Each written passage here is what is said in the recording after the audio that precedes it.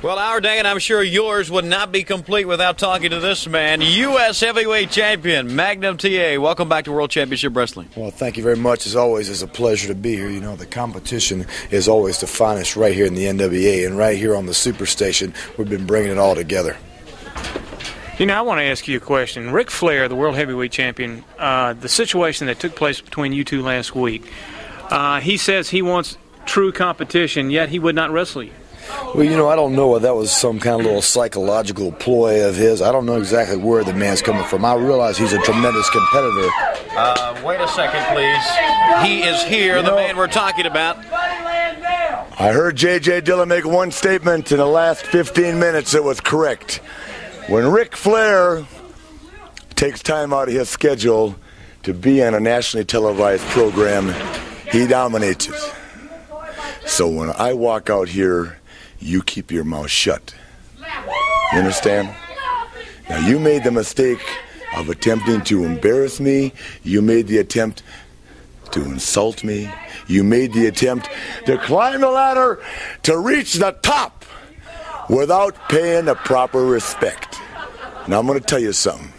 You and your rinky-dink chain and your pumped-up muscles, this, as I said earlier, is the greatest sport in the world. I'm wearing the big one. You keep your mouth shut, you're going to find yourself in the ring in a minute, too. You want to climb the mountain, you want to be where only one man is, then, brother, you put up or you shut up. Put your name on the contract, become a star overnight. Believe me, just the privilege of wrestling me will put your name in the book, along status symbols like Dusty Rhodes and Harley Race, Wahoo McDaniels. Anybody that's ever enjoyed 60 minutes with me, brother, is a man and can walk the streets in this great sport and hold his head high. You haven't been there yet. When you're ready, I'll let you know, Daddy. You know, I don't need my name put in any book. I'm the United States Heavyweight Champion. I'm the #1 contender for that belt of yours. And last week it was you that called me out. And it was me that called your number, and you walked away. I did you a personal favor that I won't do again. I gave you the opportunity to walk out of this station, the U.S. Heavyweight Champion, undisgraced, and still on a plateau that makes you, in your eyes and your eyes only, a tremendous man. In my eyes, you're a contender for this. You see, if you'll allow me, yours is silver, mine is gold, weighs 10 pounds, and represents 80 years of the greatest athletes in professional wrestling.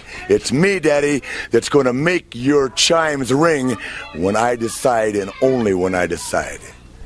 The fact remains. No. Go ahead. You're going to have to deal with this situation. You know, it's real nice to stand out here on national television right now and talk about being the greatest. You are the world's champion, and that's just great. But I haven't had the shot as of yet.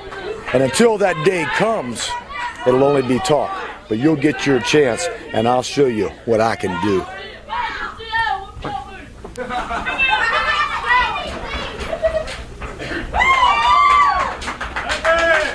Looks like the world champion to me, Daddy. What about that? Magnum T.A., Nature Boy Ric Flair. It's gotta happen. It's gotta happen. Two champions right out here, and Magnum T.A. is still with us. Some of your comments. You know, as a man who obviously has a tremendous amount of pride in his championship. And, well, he should be the world's heavyweight champion. But the fact is, he isn't going to push me in any corner because I know what I can do. And I know when I get my shot, Ric Flair, you're going to have more to deal with here than you counted on. Words from U.S. Heavyweight Champion Magnum T.A. interrupted by World Heavyweight Champion Nature Boy Ric Flair. The PWR presents What If? What if John Cena turned heel? What if China became the first woman World Heavyweight Champion? What if Owen Hart never passed away? What if Magnum T.A. never got into a car crash? What if Hulk Hogan stayed with the AWA? What if Shawn Michaels signed with WCW? What if WCW won the Monday Night Wars? What if Vince McMahon's WrestleMania failed? What if?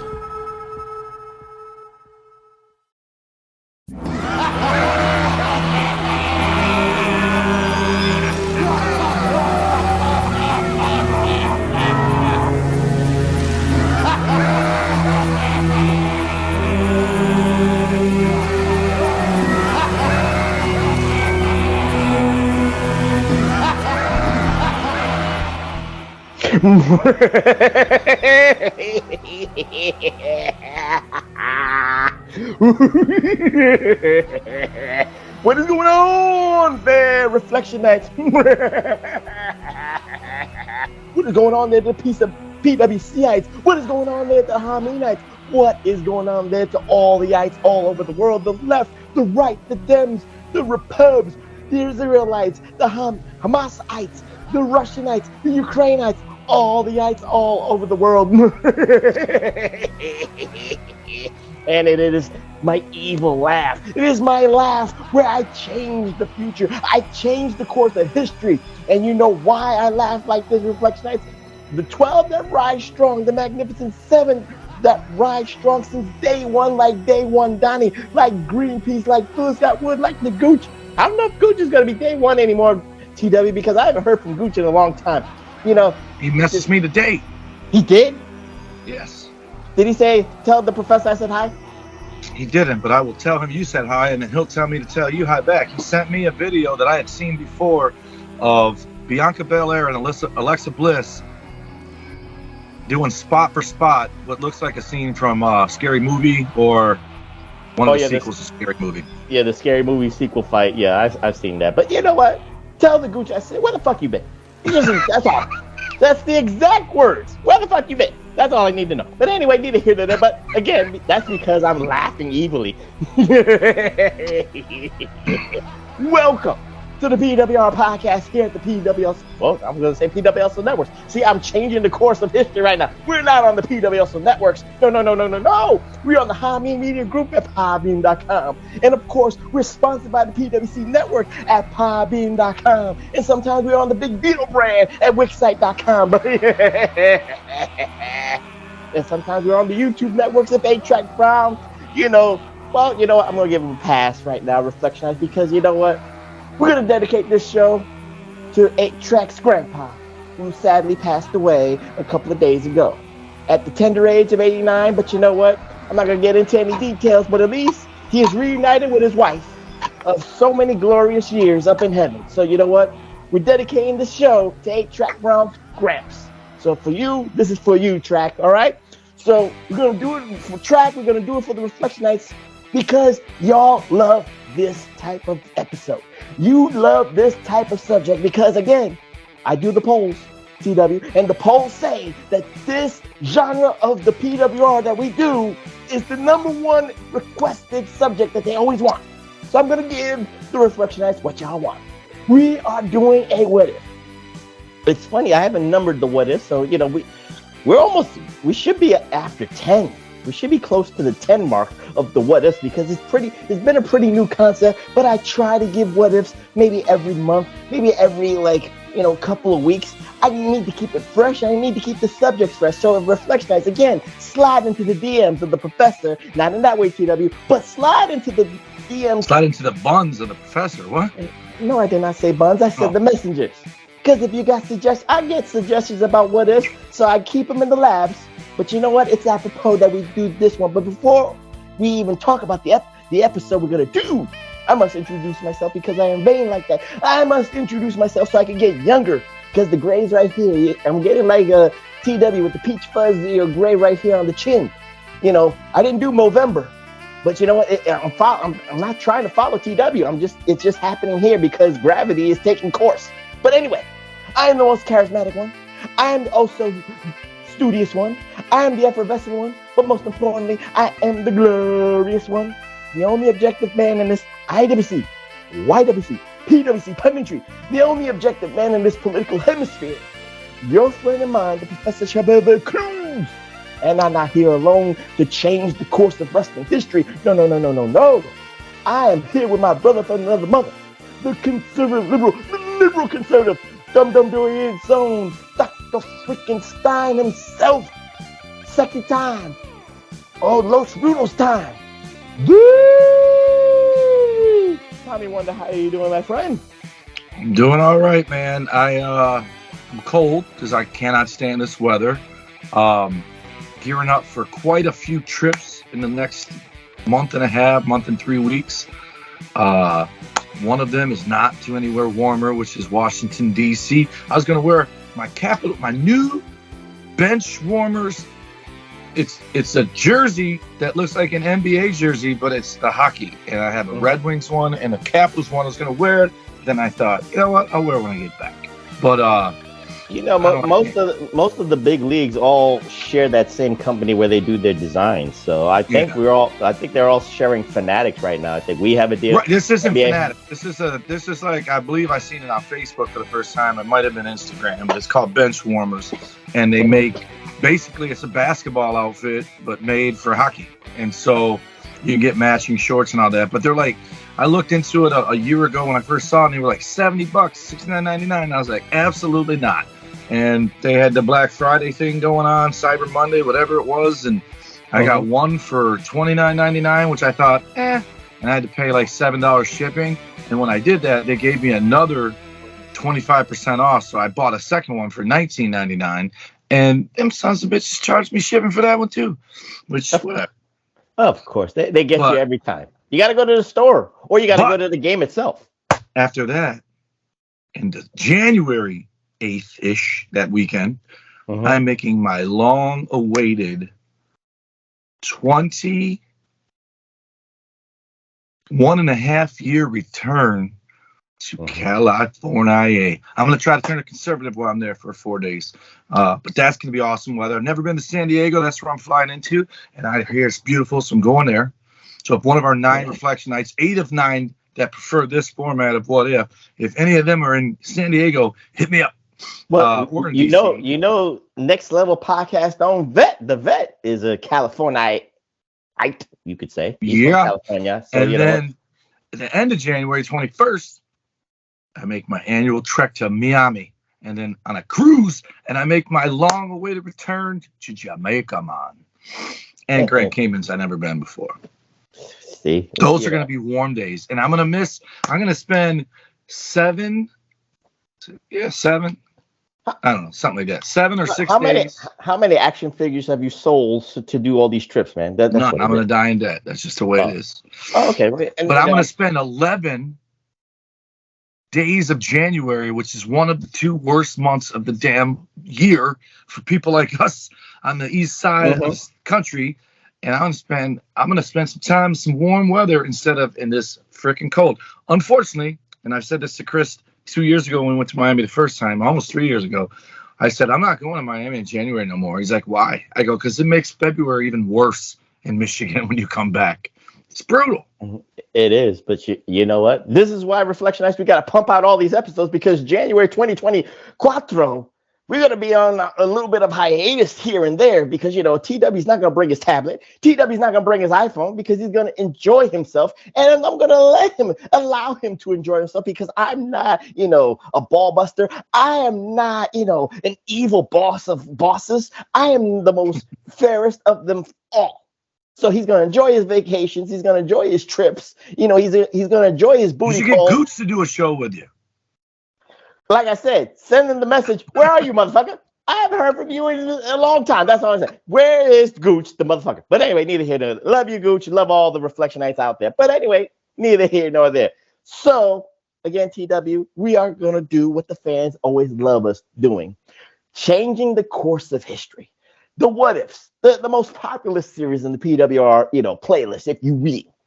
And, I didn't pick a doozy because I would say this, honestly, TW, and I think you would agree with me because you listen to some nostalgic podcasts. You listen to like OVB podcasts. You have seen this subject on the Facebook fan pages of nostalgic wrestling, groups and stuff like that. This subject has been said, damn near everywhere. And it was apropos that the PWR podcast had to chime in, that the PWR podcast had to perfect it, that the PWR podcast had to give the right direction, the right answers, and change the course of history for the better. And what is that subject, Reflectionites? You already know this if you're on the Facebook groups. You already know this if you're on Twitter. You already know this if you're on OVP. But that subject, TW, is simple. What would have happened, or what if Magnum T.A., Terry Allen himself, never got into that car wreck in 1986, and TW is holding a vintage action figure of Magnum T.A. Did that just come out this year, or that's? Yes. Oh my. Well, Magnum T.A. is going to get a good royalty check out of that. But up on my wall is another one of Magnum in WWE version. This is Power Town Wrestling, not WWE. You know what, TW? We're going to go in like a couple of different directions because, you know, not only Reflectionites, are we going to book Magnum T.A. after he was going to win in Starrcade 86. That was a given. He was already groomed to win Starrcade 86, Night of the Skywalkers against Nature Boy Ric Flair. But it dawns on us, TW, that we should start not with Magnum T.A. himself, but with the contemporaries, if you will, because we got to ask that question. I don't think really a lot of, you know, the nuanced podcasters like OVP, and it's not a dig. It's just, I think they focused on Magnum T.A. so much because, you know, that subject, you know, it's telling because of what Magnum T.A. brought to the table as a professional wrestler. But I'm going to show you that question. But let's talk about Magnum T.A. before the accident, TW, because, you know, Magnum T.A., we can't lie, Reflectionites, he had the porn star stash. The name itself was an homage to Magnum P.I., Tom Selleck, and all that stuff. I wouldn't say he was discovered by Dusty Rhodes, but Dusty Rhodes was smart enough to pluck him out, I think of the Bill Watts territory, or maybe the Florida territory, to bring him home, if you will, to Jim Crockett Promotions in the Carolinas, TW. So, you know, what are your fondest memories of Magnum T.A.? Because, again, he had a presence, he had the charisma, he had the sex appeal for the women, and, of course, the women screamed for him. This wasn't like the screams of the Rock and Roll Express or the Fantastics, like teeny bopper kind of thing. This was like women who were with their husbands, like that was your pass. Magnum T.A. was the wife's pass to hook up in the hotel. He created cougars, is what you're saying. Yes, he created the cougars and all that stuff. So what's your fondest memories, or just what did Magnum T.A. brought to the table? This right here, which is also right there, and right. I see the U.S. belt. I see a heater. That belt. Just to know, like, I never really got to see Magnum wrestle before his accident. Like, that's kind of it wasn't my introduction to him because, so I had bought this poster. It was a poster magazine, and you unfolded it, and the whole thing unfolded somehow into one side was Magnum T.A. life size holding the United States Championship, and the other side were two half posters. Like, if you decided to go that route. I think it was Road Warriors on one side, or up, and then down was whatever it was. And I took that poster. I think it was on my wall. Magnum just had a look, right? Like he would have been their Hulk Hogan had he not got hurt, I believe. But even better, because A, he was handsome. No offense, Hogan, but you were balding. And B, he wasn't a monster. He was a big guy that could go. You know, he could work, and they tried, you know, this is going to be a pretty easy what if, because they tried so hard to replace him with so many different people that it never worked like it did with him. And he even was so popular, like you said, not just with the guys didn't even care that their women were screaming at him. They're like, but he also invented cucks because they would have been fine with their wife banging him, right? Yeah. He was so popular that one of the most hated bad guys became one of the biggest good guys because of his accident. Like, he was that good. He had it, and I think his accident hurt not only, obviously, him, but it hurt the NWA. I'll say right off the rip, if he doesn't get hurt, NWA does not sell and become WCW. That's my first absolute take, because I think he would have been the guy who got more eyeballs on Southern wrestling from the North. I think people would have saw him because Magnum T.A. was over. And I remember seeing that dude and thinking, is he related to Tom Selleck? Like, I bought in all in because he looked the part, man. He looked the part. He was one of 2 wrestlers that could wear those boots, and it did make me fucking want to throw things at my TV like the guys with no knee pads, him and Dusty. He was it, man. He's such, on all accounts, I've never, ever, obviously people are going to not say bad things about someone now, but I've never heard anything but him being an absolute stellar human being. Just like someone you'd want to be your friend. Absolutely. And again, with that, like you said, you was introduced a little bit later. Maybe you heard the after mags and the accident and all that stuff, and you went backwards. I already seen him before in the mags, but I'd never seen him wrestle. And then when he had the accident, I remember that being like the front cover of PWI or the Wrestler, or maybe all of them. And that's when I read up on it, and I just thought, man, I felt, because 86, I'm not even 13 years old. You know, well, I am by his accident. His accident's October 14th of 86, but I'm 14 years old, and I had been in wrestling only for a little over a year, because 85 was WrestleMania 2, and I started watching after WrestleMania 1. No, 85 was 1. Yeah. Yeah, so I started watching in 85, so I've only been watching for about a year, and even I felt like I missed out. Like this guy'd be on my Mount Rushmore, I think, if he hadn't gotten hurt. Or who knows? Maybe this is just revisionist history, and we all think he's a little bit better than he was because of the accident. Maybe, but you know what? I have to credit my brother on this, because he was collecting the wrestling magazines, the Pro Wrestling Illustrated's Inside Wrestling, the Wrestler, and all that stuff. So I got introduced to Magnum T.A. that way. I got introduced to Magnum T.A. with the VHS cassette tape of Star K85, the I Quit match with Tully Blanchard and all that stuff. I know TW did not like that match when I asked him to watch it. When we did one of our episodes, he said it was kind of boring. But anyway, that's what made him, get over with a lot of fans, because of that feud per se. Again, his promos had passion. His promos was Americana itself, because he was kind of like, it wasn't presented as, he was Dusty's son, you know what I mean? But he was, Dusty put him over. Dusty gave him the seal of approval. So if Dusty is the American dream, he's Americana himself by default, no matter what.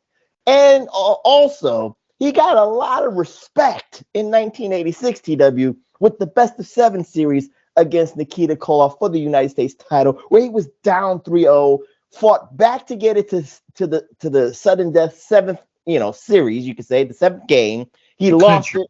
Yeah, the 7th game clincher. He fought all the way back from 3-0 down, and he lost, again, controversial, all that stuff. But with that loss, like you said, like people say, you gain with that. A star is born, because people recognize that. And of course, he was groomed to become the next NWA champion. But Reflectionites, you know how we do this. This is going to be a wild card, because this What If has a lot of parameters, and TW kind of hinted on it with one segment of it, but I want to leave that a little bit last, because that's the business side of the NWA, because TW said something that I kind of agree with. If Magnum T.A. did not get into that accident and was booked to be the heavyweight champion, maybe NWA wouldn't go out of business. But I want to say that's the last, TW, because I want to focus on 2 wrestlers in particular. You already said it with one, but I want to do it the other way, because not a lot of people go into this subject, TW, because again, everybody focuses on Magnum T.A. But we have to ask this question, because if Magnum T.A. never got into that car accident, let's focus on this one. And you know where I'm going with this. Woo! Nature Boy Ric Flair. He's already 16 times, officially 16 times, but we already know he's like 21, 22, 23 time former heavyweight champion of the world, like all that shit. But, there was one time, again, it was kind of funny, because in 1984, he was supposed to lose the NWA title to David Von Erich, and then circumstances beyond everybody's control switched it to Kerry, and then, Death switched it to Kerry. I was looking for you to do something with that, since you're the gatekeeper of death. But that's your job. Kerry won the belt. You're the note taker of death. I wanted you to say that. So anyway, again, Ric Flair dodged the bullet, you could say, in that instance. Or he's the curse. again, I don't know. But let's talk about it from that standpoint. If Magnum T.A. was groomed to win at Starrcade 86, what would have happened to the legacy and the career of Ric Flair? Would he have sniffed 16 times? Would his legacy, would the patriarchy legacy of the Nature Boy Ric Flair reach its zenith? Well, I guess if longevity, since he's never wanted to retire at 73 years old, he might still have one more AEW world title run. We could say that right now. But again, the circumstances is different because we're talking about his legacy from the start. What was he at, reign-wise? In 86? Yeah. He would probably 3. And then he fought Nikita instead of Magnum that one, right? Like Nikita sub for him, and he didn't win. Right.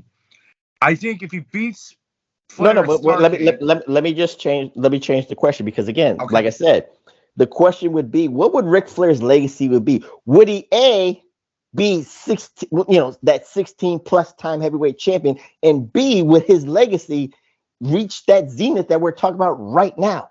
I don't know.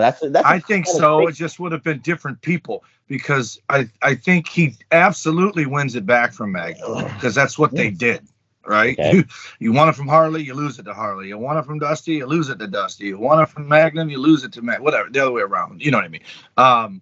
That's how they did it. That's almost why. Like, I'll be honest with you. If wrestling was seasons, I'd be more impressed with 16-time world champion, right? Oh, I even throw AEW flowers. Is that what the kids say? Give them their flowers? Yes. So I was reading today that this Continental Classic, which I don't know how classic it is, but whoever wins it gets that belt. And next year, they do it all over again, and they have to win the tournament again. So if someone was a 16-time Continental Tournament champion, I would be more impressed, right? Because that would have meant he won 16 tournaments. To be a 16-time world champion means you had to lose it 15 times and inevitably a 16th time. So I'm not that impressed by it. And going back to early NWA, if you won it once, you won it at least twice, if not 3 or 4 times. And I didn't like that. I'd also, to be fair, don't like, where you at, man? Come on, man. Right here. I'm right here. To be fair, I don't like people holding it for 8 years straight either, right? Like, it's just at that point. You're very fickle. See, you're a fickle fan right now. You don't like it either way. There's a new NFL, a new NHL, a new NBA, a new MLB champion every year, and sometimes guys go back to back. I'm fine with someone being back to back. I didn't want Tampa Bay to win 3 cups in a row for selfish reasons, but also they cheated. They circumvented the cap 2 of the 3 years, so I'm glad they lost in the third. And you had the COVID shutdown, but that's another podcast. If he beats Flair for the belt, and there's also, it's maybe he doesn't even beat Flair for the belt because the money's in the chase, right? They had that stigma to him. But if he beats Flair for the belt, you're already changing you're putting a lot of what ifs in spiraling out of control right now. I'm not convinced he was winning the belt in the first place, but had he won it, to answer your question, Flair's definitely winning it back. But now who he wins and loses it to changes. Like, and by the way, you said about David Van Eyck, completely forgot about that. I wasn't even thinking Ric Flair for this. And then he's possibly going to lose it to Magnum. Magnum has a career-ending car accident. Doesn't. Then he's going to lose it to Sting, and he tears his fucking knee on that steel cage of the RoboCop episode. It's postponed 6 months. Then he's going to lose it to Luger and leaves and goes to WWE. So you know what? Flair is the reason all this shit happens. So Flair is a voodoo priestess, you could say. That's what it is. He's Flair Shango. There you Papa go. Flairo. Oh, okay. So that's one quandary right there. And that's just 4 people. I'm sure there's others. Yeah, but again, the what if will be about Magnum T.A. But we have to talk about the elephant in the room, which is Ric Flair, because again, to me, I'll put a bow in this. I don't think he reaches 16. I think if Magnum Champion sells out everywhere, they're not taking the belt off him. You already kind of answered my question. You already said my answer, because I think again they were trying to put stock in Magnum T.A. You already said it And a lot of people said it themselves. Jim Crockett and Dusty Rhodes wanted their own Hulk Hogan, and Magnum TA was the closest to being the next Hulk Hogan as there ever was, and being better. Luger didn't reach the Magnum TA status. Sting, it took a little bit more into the 90s to gain that kind of legacy. It took Hogan turning bad. That's what it took. Well, that too. But again, I'm just trying to be fair here. You know, the PWR is always about being fair. But it took Sting a little bit longer. But Magnum TA was ready, willing, and able to take the torch and take it to the next level and he was over. So again, from that standpoint, that's why I say Flair might not reach 16. Probably would have been down he'd probably been in that 9 to 12 How many range. did he win in WWE? 2. That's 14 of them are NWA. Technically 14 or technically like 20. But again, I'm not counting anything. But again, neither here nor there. Why did they shorten it to 14? Because he lost a couple in Mexico, he lost a couple in Japan that never was recognized. But again, that's because there wasn't no cable, there was no internet, there was no social media to, say, what the hell's wrong with y'all, Crockett? He lost there and all that stuff, but that was just doing the favors and all that stuff. But again, same thing happened in WWF because Backlund did not have a 6-year straight reign. He lost to Inoki. I told you that story too. And they never recognized it. But Inoki and Japan recognizes it. So again, another show for another day. But we talked about Flair a little bit. That's why I said Flair might not have reached that 16. He'd probably be in the 9 to 12 range, in my humble opinion. I'm putting an abbreviation on that because, again, there's another name in that equation, TW, and you kind of like hinted on that. He turned into a good guy, but I think that was the career killer. I don't care what anybody says. It was a career killer for him because at the point of short term, it was the best thing that happened for Dusty Rhodes and the superpowers and all that stuff. Don't get me wrong. But long term, it was a career killer because of what he brought to the table. Nikita Koloff. We have to talk about that elephant in the room because, again, short term, yeah, he beat Magnum TA. We already know that. But I think long term, with the way the world was, TW, you have to be honest here, the Cold War and all that shit, maybe he would have turned good when it was convenient, when the wall went down and all this bullshit. I'm not getting political right here, but you know where I'm going with. Right. He turned good too early in that instance. He got Americanized too early and too quick, but we understood the circumstances because of the respect he had for his greatest enemy, if you will. I got that. Don't get me wrong. I got that part. But to me, this would have been his greatest feud. This would have been Magnum TA's greatest feud. This would have been Nikita Koloff's greatest feud because this could have been a money feud. You talked about the chase. Nothing like a monster heel and not only like a superpower, but representing a different country from around the world. And you could already book that Gorbachev was getting ready to put a parade for Nikita Koloff and all this stuff. Ivan Koloff missed out on this money feud with Nikita Koloff against Magnum TA. All this money, this to me is just about money. This would have been at least, we would have done an episode. I might do an episode about greatest rivalries, but I would have said that this would have been a greatest rivalries, like maybe a 3 or 4 year Southern wrestling storytelling feud. What say you about that? Especially because it would have been Owen Brettish, how Owen beat Brett. And then he won the world title, so now Owen's number one contender. Warrior Rude beat Warrior for the IC title, so now he's got to be the contender for the world title. It would have been that. So yeah, I don't think Nikita ever turns babyface, at least not then. I think inevitably you have Nikita and Magnum as a team, the way Nikita and Dusty were. But the career killer for Nikita Koloff was the buzz cut. The second that dude grew his hair, he was done. He was off the gas. He looked terrible, and he has singlet. He had family issues in '88, and then the buzz cut also compounded that. Amanda. Yeah, Mandy. He had arguably the worst singlet in the history of wrestling because it was a permanent wedgie because it didn't have shorts. It was like a Speedo with straps. And it was always running up his ass, and it was hard to watch him wrestle. And when he got the flat top, it was over. But nobody cared when he was bald and he was big. So right, I'm just saying, he was a monster. Yeah, that's what I'm saying. He got skinny and got the buzz cut. You're like, dude, is this someone's substitute teacher? Who is this guy? But I'm just saying that we missed out on a money feud. We missed out on maybe Magnum's first maybe chase chaser for the belt if he was the heavyweight champion and all this stuff. And they would have told that story, like you just said. He beat him for the U.S. title, and of course, Nikita wants more. He wants more money and all that stuff. Reflectionites. So that's where I go with that. Again, it's a funny situation right there. Again, and then let's put a wild card into it. Again, the American Dream, Dusty Rhodes. Always, I'm not gonna say. Well, he's smart. He's a smart businessman, but he's also a smart wrestler. He latches on to the hot young thing. He latched on to Magnum T.A. He sounds like your DMs. No, that sounds like Big Ray's DMs. But again, neither here nor there. But he latches on to the hot thing, and that was Magnum T.A. and they were called America's Team, Reflectionites. He latched on to Nikita Koloff, and they became the Superpowers. He latched on to the Road Warriors, and they were 6-man tag team champions, all this stuff. So he latched on to the Horsemen, and that was his kind of like career defining moment. Nemesis, with his Joker. Yeah, but again, he latched on to top tier people in it. So what say you about the American Dream? He booked himself in the main event. That's what you're telling everybody. Of course, I'm being fair here. But what say you about the American Dream, Dusty Rhodes? Because again, I'm gonna throw something at you and it would be huge, especially down there. It would probably be bigger. Maybe not bigger because Hogan was more national, not just Southern.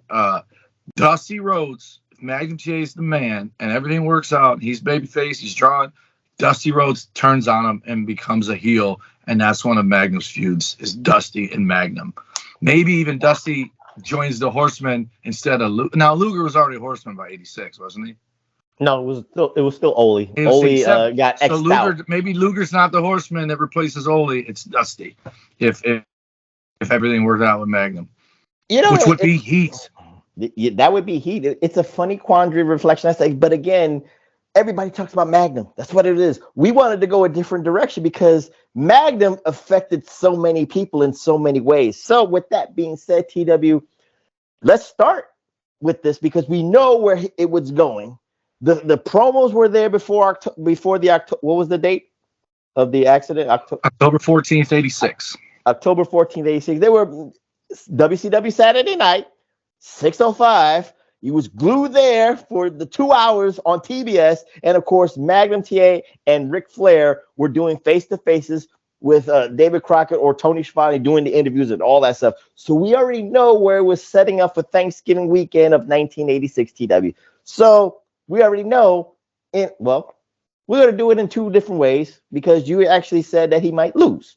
So I want to start there first because you say, in your humble opinion, the money's in the chase. So we're gonna go in that. That's not my opinion. That's their opinion. Well, I'm just saying what it is. The obvious. You're quoting the Southern wrestling philosophy. You're quoting the Vern Gagne philosophy and all that stuff. So again, most people start with Magnum T.A. winning because people thought it was just so predictable that he had to win and become the guy. So let's start with that scenario that Magnum T.A. gets the shot at Night of the Skywalker, Starrcade 86. So I'll give you the logistics of 87, TW, because there is no pay-per-views. It's still closed circuit. The next event would be Bunkhouse Stampede 87, January, Great American Bash Tour, and then Starrcade 87. So there's nothing in between. There's no Fall Brawls. There's no Capital Combats. There's no Clash of Champions. That's not until 88. So I'm just giving you the logistics there. So this way, when you start, doing your fantasy booking, certain events are not, invented just yet. But I'm just giving you that logistics. So right now, Magnum T.A. is challenging for the title, and he comes up short. So TW, how would you actually keep this train going of the story of him chasing the Nature Boy? Woo! Ric Flair. You get the ultimate payoff. You end up with him getting hosed, obviously. He doesn't lose clean because otherwise he's done. Mm-hmm. But he loses from chicanery, goes on somehow in the bunkhouse brawl, whatever. That's a battle royal, right? Yes, the Bunkhouse Stampede. He wins that to get white hot again, beats Flair in some kind of non-title WCW Saturday night thing, or doesn't beat him in 30 minutes. Maybe that's even how he doesn't win at Starrcade, is that it goes the distance and he just doesn't win because it's a draw. And in my mind, I forgot to add one event too in '87, Jim Crockett Senior Memorial Cup, where they give that kind of championship shot. Yeah, but my thing wasn't that in the fall? No, that was in the spring.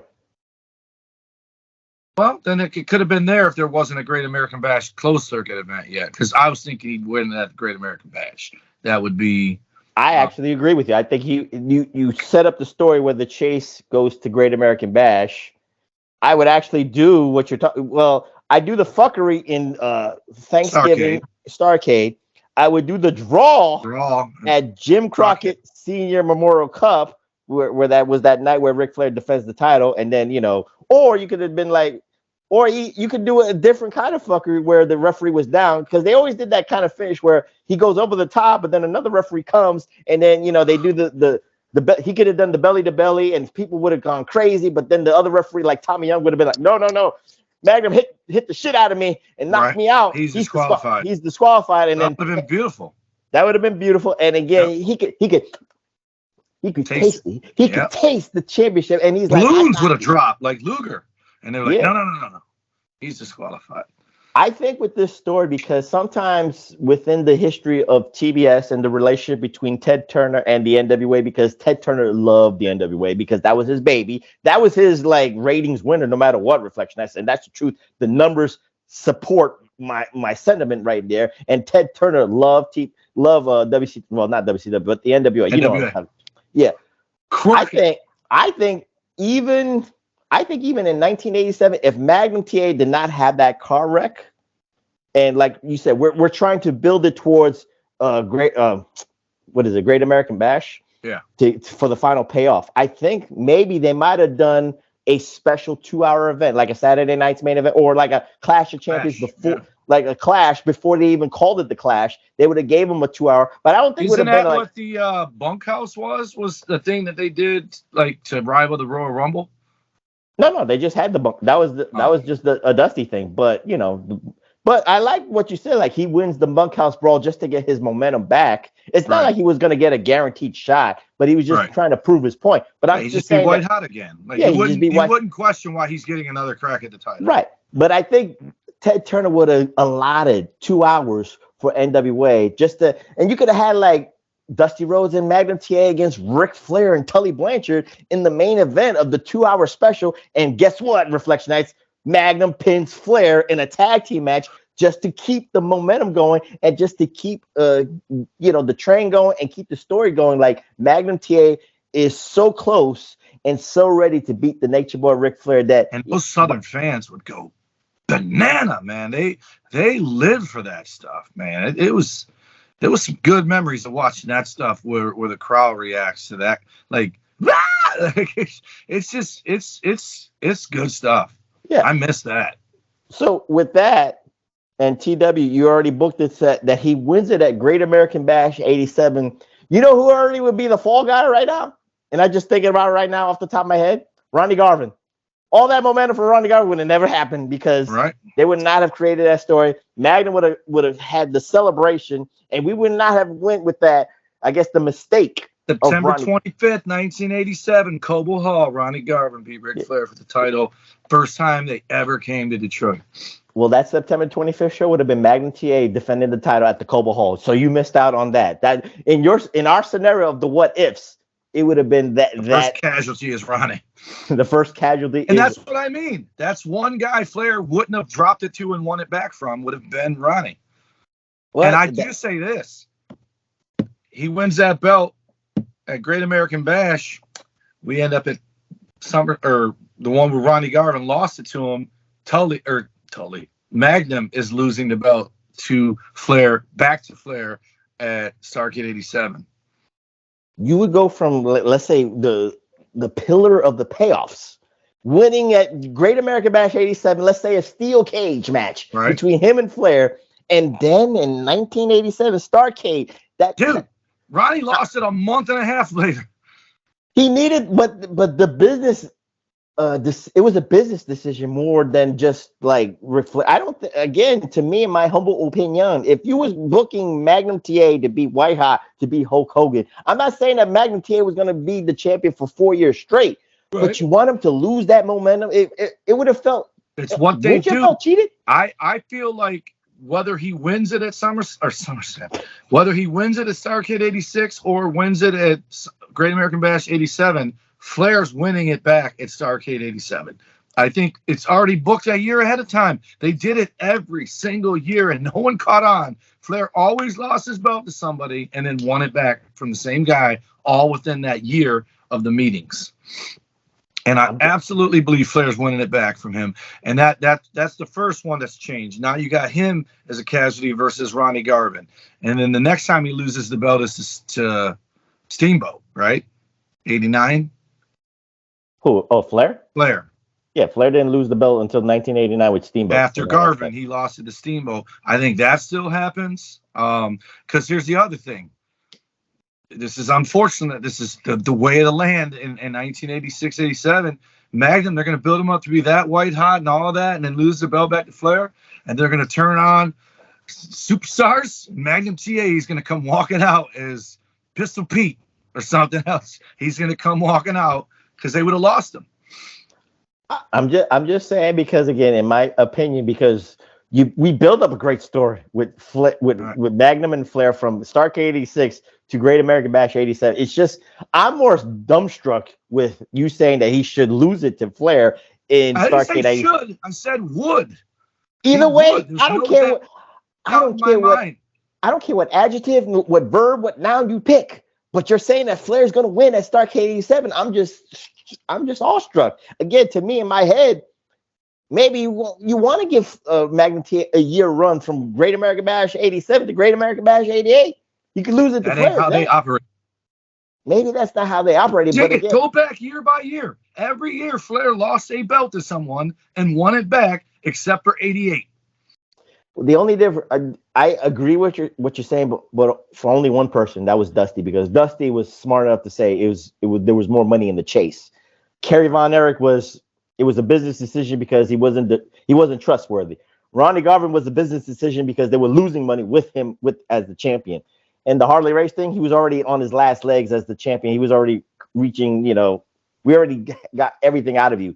So again, Ric Flair, like you said, he's the voodoo priestess. Ric Flair Shango was in the right place at the right time for the right situations in getting multiple championship reigns. But again, neither here nor there.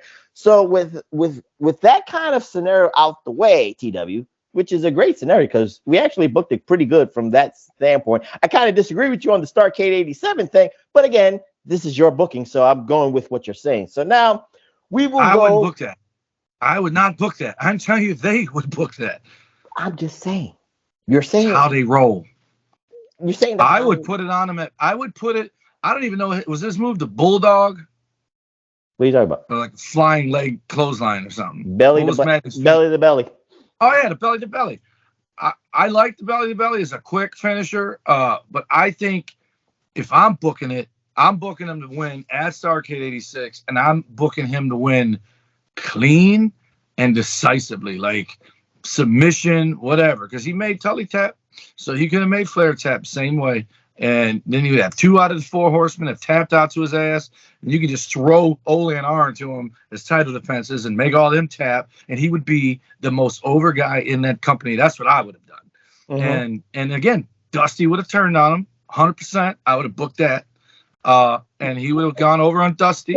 You're going into very different situations. I'm just trying to keep it within the parameters of what we're saying. I would have booked him to lose to Flair. I would not have booked him. Well, again, but where you're going with this is the different scenario, because now we have to at least give him maybe a 1 to 2 year run at the most. I'm not saying it will happen full. Yeah, it would be a full year too. It would be awesome. That's what I'm saying. Because we have to go with the scenario. We have to go with the what if scenario. He wins it at Starrcade 86.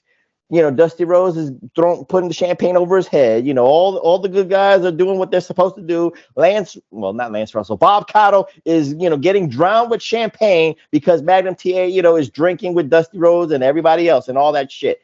So the thing is, TW, he wins it in Starrcade 1986. Who does he start his first reign against? Does he start with the rematch against Rick? Yes, No. Again, you already talked about the scenario, and I'm trying to say it right now because we're bookers right now. We would have intense booking meetings going until. Let me just say this: we would have intense booking meetings until 3 a.m. because I'd probably be saying, you know what, I want to, tap while the iron is hot, as they say, as that old saying goes. We got Nikita. We got that story right now. We don't need Flair for the obligatory rematch. I could save that as my trump card, if you will, Reflectionites.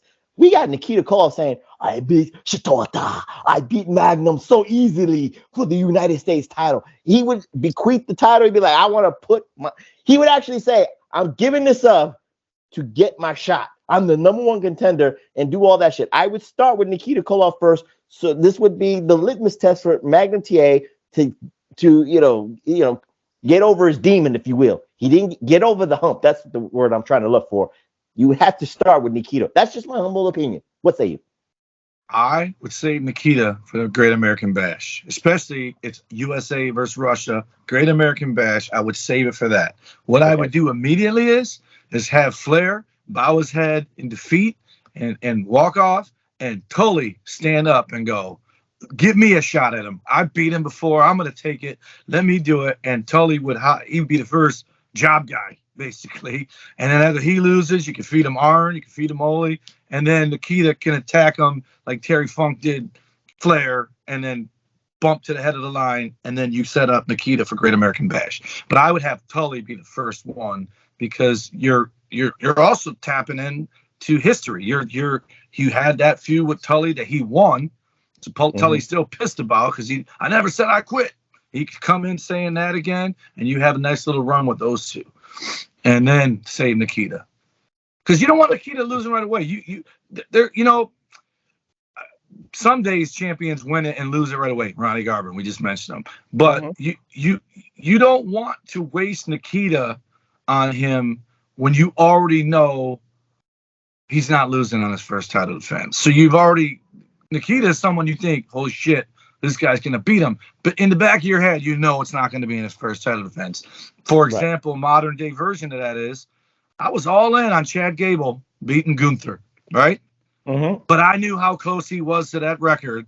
I knew he was not beating him, right? And I think everyone knew that. And so you don't want to waste Nikita having him be the first Fed guy to him, not Federation, Fed like the pipeline. And I think Tully's perfect. You're sticking with the Horseman. So we're going with Magnum T.A fused the Horseman. He kind of like takes the mantle from Dusty. So now he's the champion, and he's got the 4 horsemen. He's got the 4 vultures, if you will, Reflectionites. This elevates Tully because he's always been second banana to Flair. Flair's got his tail between his legs. He's upset that he lost. Tully's like, let me at him. Now for the next couple months, Tully's the guy. And then after that, because it's a long way between Starrcade and Great American Bash, you could have him lose and then Flair attack him afterwards, and Flair going, I'm ready for my rematch. So it almost looks like Tully was there to soften him up so that when Flair got his rematch, he wasn't 100%. You know what I mean? You don't want him beating Tully and then the greatest world television champion, Arn Anderson, getting a crack at him? Well, he would already be beating the greatest world television champion and Tully if he would have done that. But we already know the greatest world television. Arn and Ole can be like every other Saturday night WCW episode. They can just be already in the ring. Ole Anderson. You see the vitriol in his voice. You can sense it when I say the greatest world television champion of all time is Arn Anderson, and he's just dismissing it out of so sheer bias. So in that instance, you want Tully to get the hot program next, which I'm fine with that. That's okay. So you don't want him to like go the levels until he gets to the final level boss. Because again, with the 4 Horsemen story, Luger is laying in the weeds because he wants to be an alternate. Because then you actually that would have been money too. Luger versus Magnum. Yeah, that's what Luger turns babyface as soon as he did if Magnum's still there. They don't need him. Ooh, that is actually true. I mean, they waited until. There's so many guys whose careers will get backburnered, and the two top guys are Lex Luger stays a heel, and Barry Windham doesn't get the spot that he gets for years later because of the Magnum effect. That's very voodoo-ish right there. That's Magnum Shango right there. That's Magnum T.A. Shango because he is changing himself. Yeah, he's going to be the guy. He's changing the course. Everything they did was to make Barry the guy. That's why Luger turned on him. It didn't work. Then they had Barry turn on Luger to make him the guy. It didn't work. And just no one ever filled the void left behind by Magnum. And so if he's there, there's no void to try to fill. Okay, from the standpoint of, like I told you, there's the Bunkhouse Stampede in '87, the Jim Crockett Cup, Great American Bash, Starrcade '87. Go ahead, TW. Which direction you going with Tully? Like Tully because then Magnum doesn't need to be in the Bunkhouse Brawl. He's the champion, so he's defending the title at Bunkhouse Brawl against Tully. So how long would you want him? What would you do? Tully is the guy leading up to Bunkhouse beats him. Between there and Great American Bash, just feed him somebody. Jim Crockett. That's what I'm just saying. Yeah. Okay. The Crockett thing. Crockett thing is going to be Dusty and him versus Nikita and Ivan, right? To start setting up the Nikita Great American Bash, and then the Great American Bash. So you kind of like you want Tully to get the Thunder first, and then Nikita then kind of like sprinkles there. Tully first. Okay. Then like just some throwaway defense, like Flair would defeat a half a tag team or whatever on Saturday night. Okay. That'd be Ole or Arn, and then after. It doesn't have to be Ole or Arn because you already have Tully. You don't really need all four horsemen. But at some point, maybe Tully, Arn, and Ole versus Magnum and the Road Warriors, and Magnum, Dusty, and Barry. So then you got the Crockett. That sets up the tag team match. Nikita pins Magnum. So now he's already beaten him for the U.S. title in the best of 7. 3 in a row. And then the decisive one. Now he's pinned him in the tag match. So now everyone's shitting their pants thinking he's losing his belt at the Great American Bash, right? Because Nikita just has his number. And then he beats Nikita clean. And then right after that, to set up Starrcade, Dusty turns on Magnum. And then they set up Starrcade from Great American Bash for Dusty versus Magnum. So that's how his first year would be for me. So after Starrcade '87, you kind of sprinkle in that the Dusty heel turn, the Texas Outlaw Dusty comes back. Great American Bash '87, he turns on him after he beats Nikita.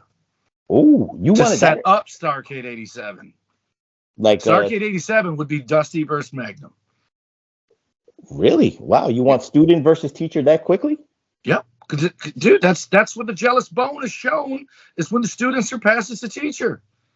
Oh, no, I'm just asking, like, from that standpoint, like, you know, we're kind of like abbreviating. We're kind of like putting the microwave in. That's what I'm just saying. Didn't you want to let it percolate? They have 4 shows, so we're just booking the mains. I'm just saying, like, it's going to be promos. I'm just saying, there's 1988 where cable is starting to come out into cable. Is there TW in '87 because Starrcade was available on pay-per-view distribution. So I'm not saying that. I'm just saying you don't want it to percolate to Great American Bash '88 to get to that point. Well, that didn't say the feud at the end at Starrcade. It's just that's where it happens. Starrcade was still it's the granddaddy of them all. No, it is. I'm just busting your balls. I'm just saying you kind of percolate. You're bunching it all in, and I like it. Don't get me wrong. I'm loving it. But I'm saying Tully's the first credible challenger. Then. He just beats whoever. Ding-dongs. The reason I'm saying that is, like you said, that sometimes Southern wrestling storylines are longer. Right. That's what it is. So if Tully is getting that first shot at Bunkhouse Brawl, that storyline needs to percolate I would even say to Crockett Cup. So that window from January to, let's say, March to April should belong. But that's the problem. Like if so I'm trying to give him more like substantial like resume winning matches. Like if Tully takes that long, then he beats Tully at Bunkhouse, and then you save Nikita for Starrcade, then he's only got 2 real big wins for the whole year. Whereas if he beats Tully in January, March, loses to Nikita in March, April, May for that Crockett thing, and then beats them in July, then just beats whoever here and there, and then fights. Fine, have Dusty turn on him at Starrcade, and then fight him at Bunkhouse Buck or whatever. Bunkhouse Buck. Bunkhouse Brawl, man. Well, Bunkhouse Stampede. That's what it is. You just hit a vape? No, I said Bunkhouse Stampede. You did something. I saw a puff of smoke. Really? Maybe because I'm hot right now. I'm hot. I'm hot. Funny that went off. No, I'm just. Question for you. Is Tony Khan booking the NWA? No, that would be Billy Corgan. No. I didn't mean it. I said, did I say NWA? Is Tony Khan booking the NBA? Because when I took my daughter to see the Pistons for the first time last week, I saw tickets for Pistons games that say in-season tournament. Yeah, we're doing a new thing this year. Is that Tony Khan booked that? Is that for the Continental Classic? What is that for? No, don't insult the in-season tournament. It's just like what soccer does. That's all. Just adds a little more. What is it? What is it? What is it doing? It's a in-season tournament. You win the cash prize. You win bragging rights. Pistons are playing San Antonio, I think. It said in-season tournament. The Pistons are already eliminated from the tournament. They did not qualify.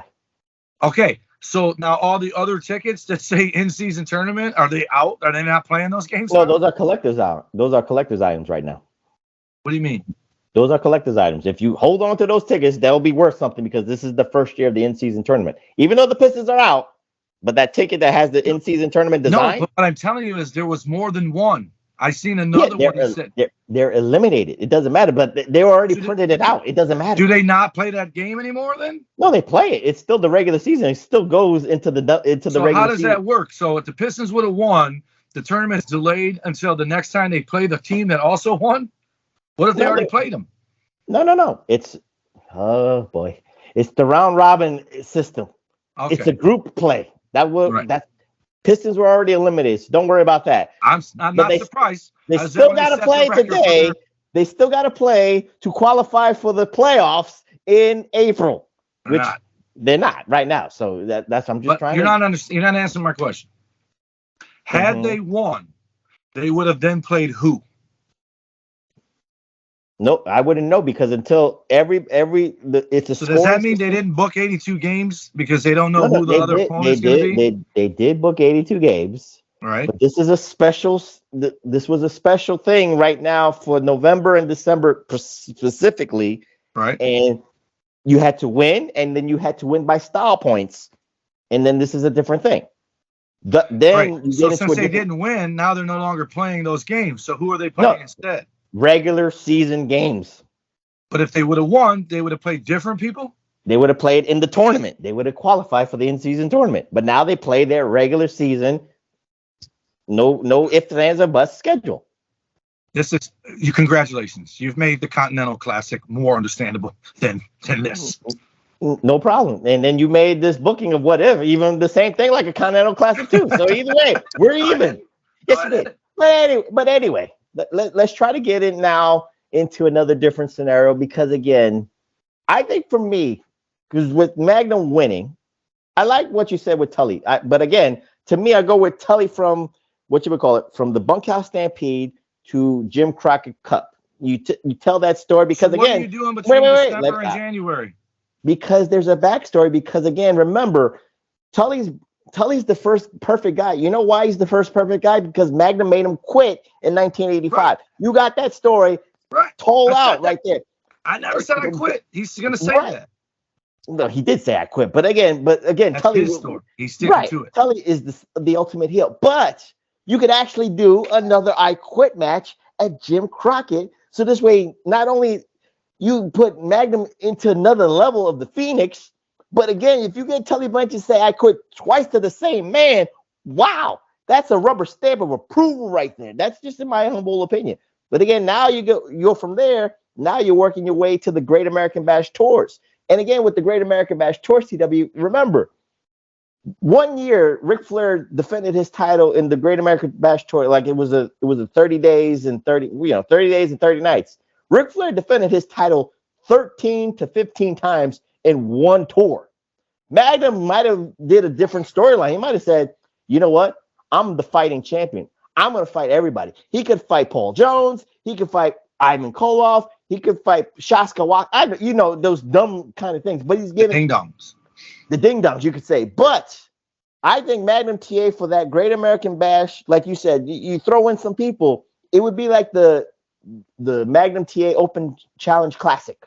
He would give people that you would never thought an opportunity of a lifetime. You could even add Jimmy the Boogie Woogie Man just for showmanship purposes, and you could show either Magnum TA's maybe compassion or his viciousness, because he could beat the shit and the snot out of Jimmy Valiant, and I would love it because again, Jimmy Valiant's undercover racist, but again, neither here nor there. But again, I'm just going. It's true. I have the videotape about that. But anyway, I don't know nothing about it. Again, he looked like he's Willie Nelson. But again, that tour would have solidified, him being the dude by giving a lot of people, let's say, because you could look at the roster, you could Paul Jones, the Warlord, the Barbarian, Shaska Watley, Jimmy Valiant. You could even try the tag teams. You could have done Stan Lane. You could have done Bobby Eaton and all that stuff. You could have done a lot of shit. And you could add Ole Anderson. You could add Lex Luger. You could add Arn Anderson, the greatest television champion of all time. And then after the Great American Bash, now you're working into another program where, like you said, Ric Flair is ready. Ric Flair wants it. It's a year in the making. You know how they would kind of do that's storytelling in itself. It's a year in the making, and Ric Flair wants his rematch, and right there. And then, of course, you have to solidify that. To me, is if you don't beat Ric Flair again, you're not a made champion. You're not a made man. You're not the top guy. You're not numero uno. You're not, built after PWI Wrestler of the Year worthy until you beat Ric Flair again, Reflectionites. And that's what you're looking at. You got to go see if I got the tag belt on Tully or the TV title on him. You probably got the tag belt because the TV title belongs on Arn Anderson. But again, Stunning Steve right there. I don't think I have another one. I'm just saying, you got the television championship on the greatest television champion of all time, Arn Anderson. But anyway, neither here nor there. But again, to me, the solidification, TW, would be a year in the making. Ric Flair, Magnum TA 2, and Magnum TA wins. And your Dusty thing, you could actually play off that angle to me after the bunkhouse, because I think I could do this. Magnum TA goes into the bunkhouse stampede. Doesn't have it. There's no challenger, no credible challenger for him. But you know how they do these qualifiers to go into the bunkhouse stampede finals. It's him. It's Dusty. He eliminates Dusty because there's friends. It's respect. It's all that stuff. It's $500,000. It's $1 million and all that stuff. And like you said, the eyes of jealousy, the eyes of envy, the eyes of all that stuff. Or do I still have it? Either that too. Either do I still have it, or but who are you saving for the main event for Starrcade, which is their big show? Nikita? No, I already did 87. I did Ric Flair. Oh, you're talking 87, 88 bunkhouse. Yeah, now we're getting 88, and all that stuff. But your storyline for Dusty percolates, starts from the bunkhouse, and then you save it to the Great American Bash. He could turn on him at the Crockett Cup. There you go. There you go. Everything.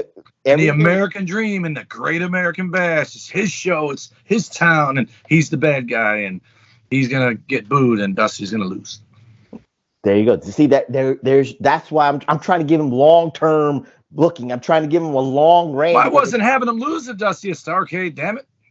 I'm just saying you was a little bit too microwavable. How long are you giving Ric Flair off?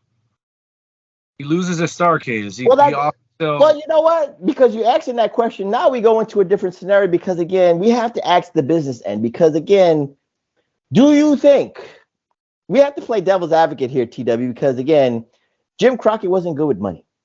But, no, it's true. He spent a lot, but he didn't get the returns back because, again, he was selling out the stadiums for his Great American Bash tours. He was selling out the Omnis. He was selling out, Greensboro, North Carolina. Baltimore. He was selling out those Coliseums, TW. So, it wasn't a problem with drawing 10,000 people. Again, I don't know about the B towns and the C towns, like you talk about with like Hogan and shit like that. Maybe they draw dick from that shit. But if Magnum's not on the card, why go to the C show? Why go to the C town? But again, neither here nor there. But we got to ask ourselves, if Magnum TA, because you kind of like said it in the beginning, but do you think even as Magnum TA is the heavyweight champion of the world, even if Magnum TA can be pushed to the moon by Jim Crockett and Dusty Rhodes behind the scenes, does NWA have the financial smarts, if you will, to keep the train going and not get, not lose a lot of money? So this way Ted Turner comes in and saves their asses.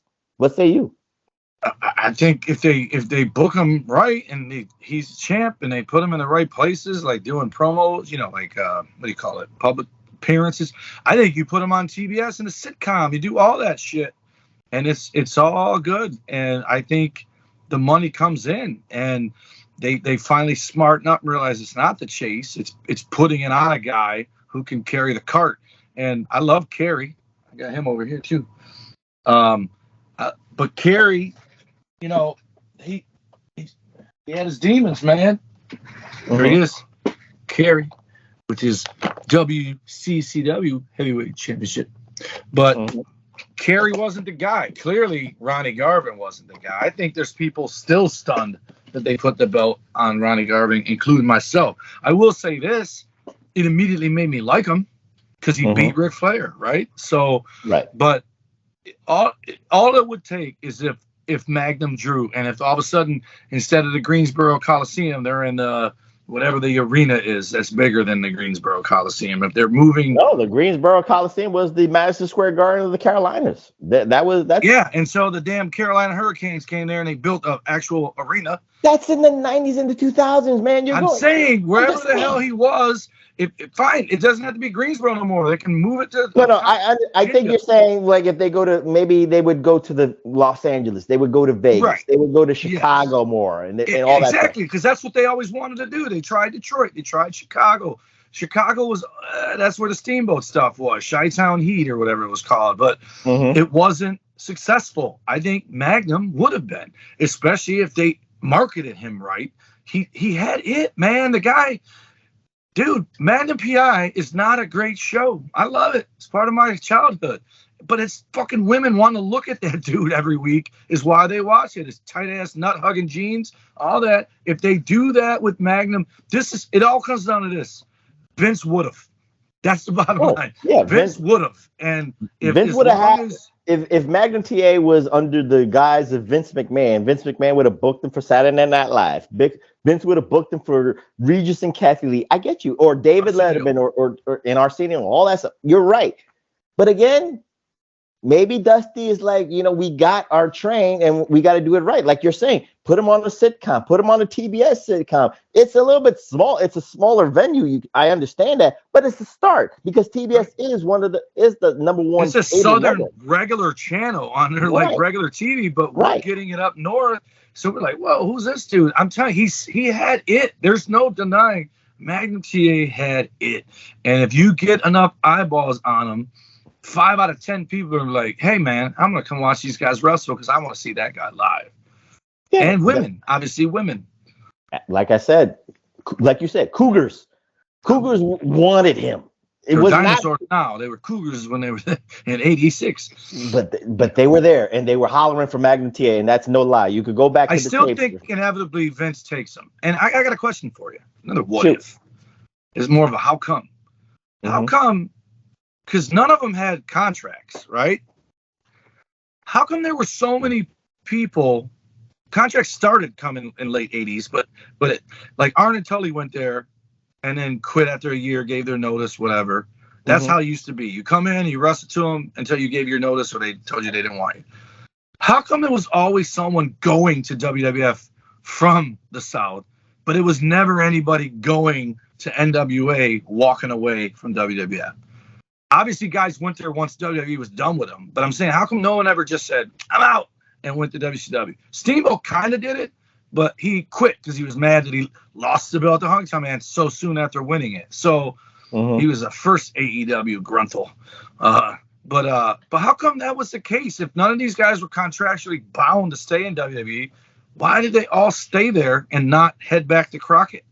It had to be more money. The payoffs were better in WWE. They had to be. Yeah, because something kept them there. It was the Hogan factor, because Hogan, if he was booked on a Hogan show in a Hogan town, your payoffs were exponentially greater.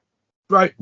But in the Southern Territories, and you could go with the Jim Cornette podcast because he could tell you right now, him and the Midnight Express were making a lot of money where they were on the card, and they were not the main event tag team. They were maybe mid card, but they were upper mid card, and they were making maybe 150, 200K a year, even in the peak of like 86, 87, 88. Where it was like Ted Turner was looking at the books like, why is the Midnight Express making all this money? But they were making money. So, and Ric Flair was making money. So, again, it goes with the payoff, but it goes with where you are on the card. But I think the difference is on the NWA scale, if you're very lower tier, the money was smaller than if you was on a Hogan card and you was on the lower tier because the money, because they'd be like, wait a minute. NWA mid carders are getting this, and I'm the curtain jerker. I'm getting this as a curtain jerker. I would stay in the WWF, right. And WWF was doing, I think, more shows yearly than the NWA. I think I'm not too sure, but if you're doing like 300, let's say you're doing the 310 days in comparison to maybe NWA doing, I'll give you a nice number, 270. I want 40 more paychecks, TW. That's just me. It's the economics. And that's more hotel rooms, that's more hood rats, that's more ring rats, or whatever the case may be. So WWF is for me for that reason. So let's, I think we did good on this one, TW, in my humble opinion of this what if, because we put in a lot of scenarios and we kind of answered a lot of questions. But now let's put a bow on this, and I want to ask you, TW, in the scale. Let's put this what if on a different scale, and not about who, his greatest opponent and all that stuff, but let's say Magnum T.A., because Magnum T.A. said he wasn't going to fall into the trap of Ric Flair fighting until he's 70 years old. He had an age range that he was going to quit. He had an age range that he said, I wasn't going to wrestle until maybe I was 40. So I don't know how old he was in 86. I think he was late 20s, maybe early 30s. I don't know. I had to look him up. All right. Well, let's just say TW was 31 in 1986 with the accident. All right. I know you're Googling it right now, so you're going to do the math. Are you? Are you doing that right now? Oh, okay. So let's say he's 31 TW. So in 86, so he's got 9 more years. So from 86 times 9, that's 95. 27. He was 27 in June of 86. God damn, he was too young. So then he would have 13 years. So from 86, he would have fought maybe till 99. So let's give it to the 95, because I think he would probably want to quit there. He would have quit before the Monday Night Wars would have came into fruition, if you will, Reflectionites. So let's say from 86 to 95, TW, what say you about Magnum T.A. In the hierarchy of wrestling? Where do you see him from that standpoint? Maybe in our scenario, winning the title in, let's say, Starrcade 86, or in your scenario, getting the payoff at Great American Bash 87. What say you, TW? Where would be on the hierarchy in like on the priority of wrestling from 86 to 95? Yes. I think unless they made him an offer he couldn't refuse, if he ends up winning that belt, if he ends up, headlining and doing all that, I think absolutely 100% he ends up in WWE. They'd have to really, really talk him, unless he was a guy of loyalty like Sting, who was like, nah, I'm sticking around here. I don't know if he had a family. You think that if Magnum T.A. did not have the car crash, Vince would have went after him first before Ric Flair? 100%. Oh. No, he always wanted Flair, but he wouldn't have been able to get Flair. This is why you get the other guys, is because you can't get Flair, so you're taking these other guys, so you're thinning Flair's talent pool, so Flair inevitably wants to come there. It's like CM Punk, right?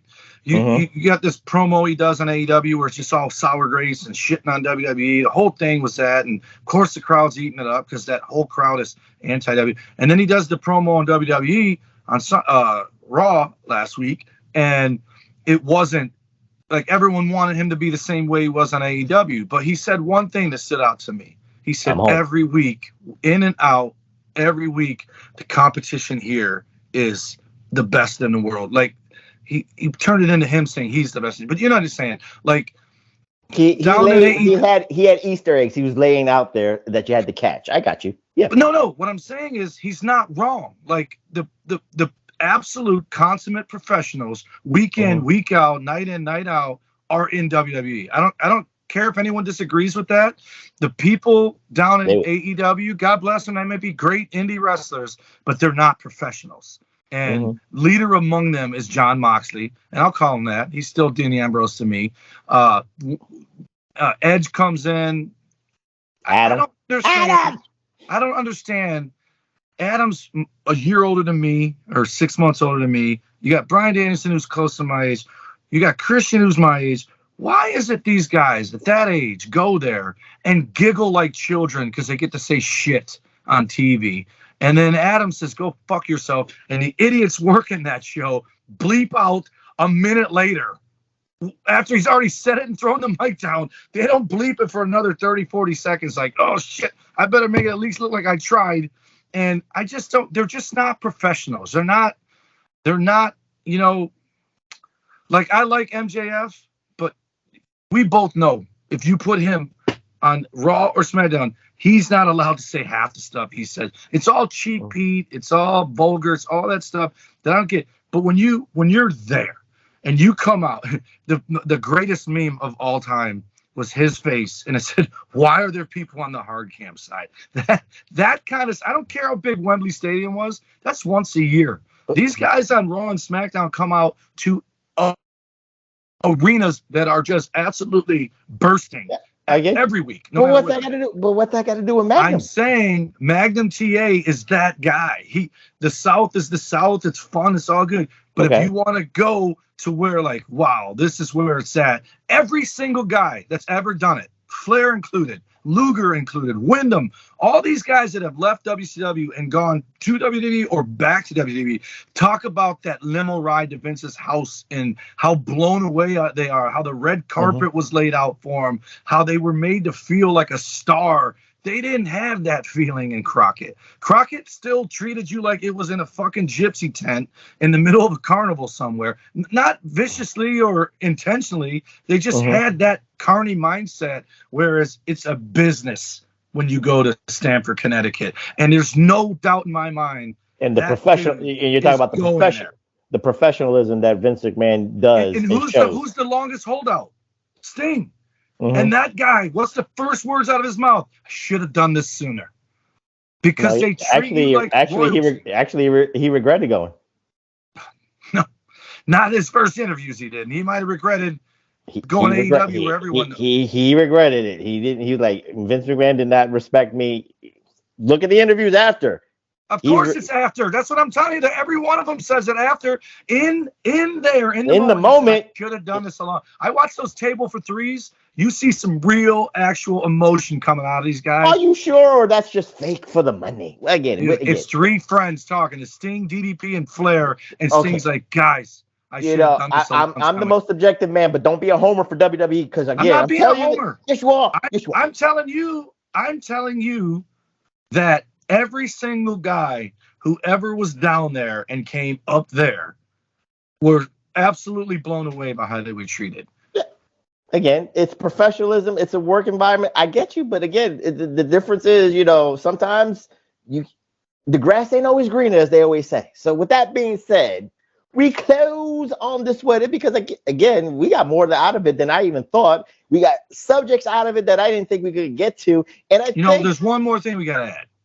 And what's that? Magnum had that accident and never once gave up on life. That dude fought back. He wasn't even supposed to walk. He walked a month later. And he has been an absolute beacon of hope for people. And he's been somebody, there's an old saying, God doesn't give us something we can't handle. And I tell people this scar all the time. I told the police officer that called to check on me, I said, listen, he gave the scar to the right guy, because if someone's going to find something funny to say about it, it's going to be me. And it is permanent. It's my permanent side part is what I introduce it to everybody who's never seen it before. Magnum T.A. is a guy where, he probably would prefer to not have been in that car accident. But instead of being a picture of misery and down and sad, he's Christopher Reeve-like, where he's a walking miracle. He's a walking miracle. And an inspiration to others who have unfortunately found themselves in the same position. Someone to say, just keep going. And he did. And exhibit A through Z of the power of prayer. Yep. So he he's someone I friend requested him on a whim, just thinking, he won't accept it. He accepted it. We don't interact too often. I've never met him in person, but he's active on there and he talks to people. If you write on his posts, he writes back to you. He just seems like a really, really grateful human being, where a lot of us, who's to say we'd be grateful. So you're going to share, you're going to share this episode, are you? I'm going to let him know. Yeah, but he just, it's. I'm just saying, tag him. He's an inspiration, man. He's an inspiration, and it's like it's bigger than wrestling, at that point. And we could all talk about what would have been if he still got to wrestle. But he's done some pretty cool stuff post accident that inspires other people too.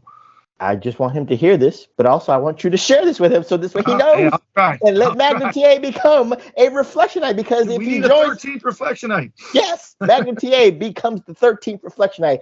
Join in on the fun, Magnum. That's what we want. So with that being said, we close on this special What If edition of the PWR podcast at the Hami Media Group at podbean.com. What are we gonna do next week, Reflectionites? I don't know. Maybe we'll go episodic. I ain't gonna do another What If because I have to think about it. We might do another movie, but there ain't no Christmas movies with wrestlers I can't think of off the top of my head. I think we covered the gambit on that one. So we might do a spotlight. We might do an untapped potential spotlight. I don't know. Or maybe we might hit up a rivalry, but I have to sprinkle some episodes in before the TW Escapades, his Gay Booty Calls 2024 edition happens. So, with that being said, TW, get out those socials so we can get out of here. Alrighty, the Pro Wrestling Coalition Network sponsors us at PWC Network at podbean.com. Also, the Hami Media Group can be found at Hami Media Group at podbean.com, as well as channelattitude.com. Our show is on the X at PW Reflection. Big Ray, we couldn't do any of this without him. He's the bells and whistles and the glue that keeps it all together. Well, you're the glue. He's the one that takes the stuff that you glue together and promotes it for us and fixes it up, shines it up at Big Ray Hernandez on every single social media thing there is. You can find him every Wednesday on the Next Level podcast. I believe that's live, right? It's live every week. Live every Wednesday at 11 o'clock. You can find me on Instagram and one of my X handles at Tommy Wonder 19 or at the Tommy Wonder for another X handle, or my TikTok. Snapchat is Number Wonder, Facebook.com/Tommy Wonder. And you can find Vito and Noel at the BigVitoBrand.wixsite.com or Patreon.com/the BigVitoBrand. And you can watch the early release of the reflection video at Twitch.tv/the BigVitoBrand. And you can find me on my Xer at PWSOPRF, that's PWSOProf, and this gets uploaded by A-Track Round. But again, with the circumstances, and we're dedicating this to his Gramps, I don't expect this episode to come up a little bit on the PWSO YouTube network. It's okay. A-Track, you get a pass because we're doing this for your Gramps. But follow my brothers in arms. Of course, I'm talking about A-Track Brown, the dirtiest of the city, the king of the reactions at the number 8, TRAC Brown, and of course, the host of the Wednesday Locker Room, Billy Ray Valentine at Obi-Wan You Know Me. And again, what are we going to do next week? Might go episodic, might do a rivalries, might do an untapped potential spotlight, might do a movies. I don't know, but I'll keep you on your toes, Reflectionites. I'll keep you on your toes. And I'm going to request that you find a Christmas movie for us. It isn't Goldberg's horrible movie. We did Santa Hogan, right? We did that one. We already did Santa with Muscles with Hogan, and we did Goldberg's horror movie. Those are the only two we've done? That's the only two I know. Oh, I got it. Oh, Travis is going to be mad. We'll talk about this off the air. We got to do it. What? It's either Hallmark or Lifetime. It's a Christmas movie with Chris Jericho that just came out. There is? Yeah, it's just him and his daughter. Oh, God. How do I know this and you don't? You have AEW tattooed on your butt cheek, and you know I don't watch Hallmark, man. I don't either. I seen it on the freaking Hustle page or whatever. Oh, no, he was in Vietnam for something. That was a wrestling show. What? Not that. I'll send it to you. I'm gonna find out where it is, and I'm gonna send it to you. You know, you do a lot of these things with your memory here. So if this movie doesn't exist, It does exist. I just saw it all last weekend. It was all over.